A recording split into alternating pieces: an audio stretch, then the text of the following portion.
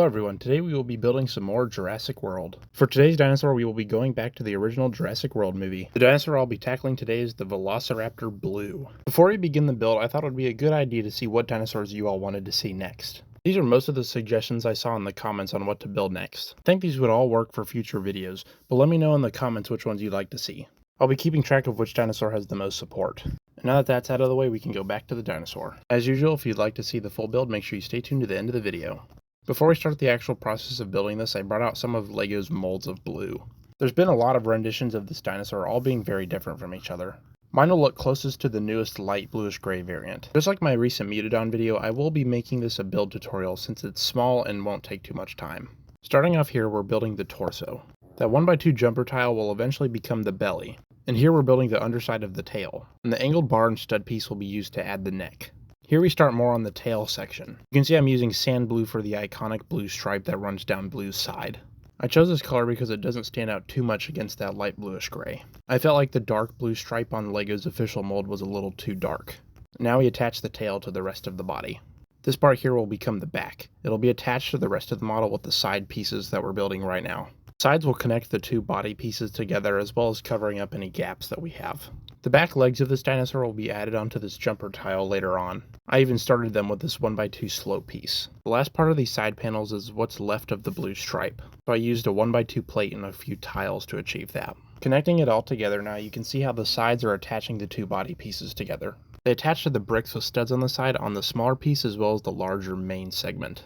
Here I attached it to both studs on accident at first, but really it's only supposed to go on one side. This leaves room for the other two pieces that I have to connect. Now any gaps or studs showing are now covered up with these pieces. And then I bent the 1x2 slope piece to get the leg into stance for later. I left a stud open on the front of the side panel. This is so we could add these arms. I used some of those binocular pieces to recreate the hand. I feel like they would look better with some black claw pieces in them, but I thought it was a little too large.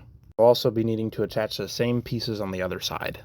Now the main body is complete and we can move on to the legs. These legs are pretty similar to the ones that I did on the Mutodon.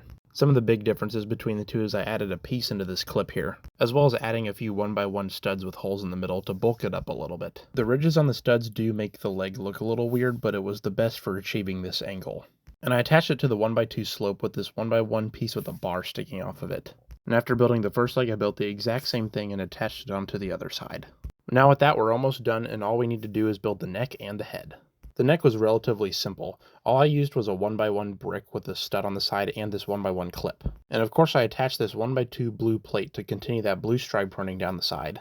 Now as we work our way up closer to the head, this is where I start to use some weird techniques. Since I didn't have a lower jaw piece like I did for the Mutodon, I created it using these clips. They fit well together, but this would technically be considered an illegal building technique. For the top part of the head and the last piece of this module, you can see I used one more 1x1 stud in sand blue to continue and finish off that blue stripe. The stud I chose for the eye may not be the most accurate, but I thought it fit the build the best. To complete the head, we attach it onto the lower jaw. Similar to the connection we just made for the jaw, I had to attach the head to the clip that we put on the neck here. And the last thing to do is connect the head onto the rest of the body. You can see we attached it onto that angled bar with a stud on the top. Now that it's attached, the build for Blue is complete.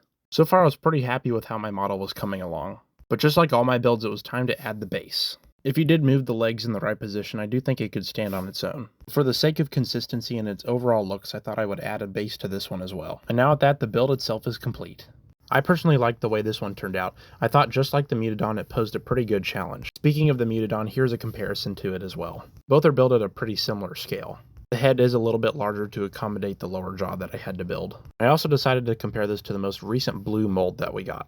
Obviously it's a lot harder capturing a dinosaur's overall look when making it brick built. I do think I did a good job on making this dinosaur pretty recognizable. Now that we can call our blue build complete, I thank you all very much for watching. Here's a sneak peek at the next video for anyone who's stuck around.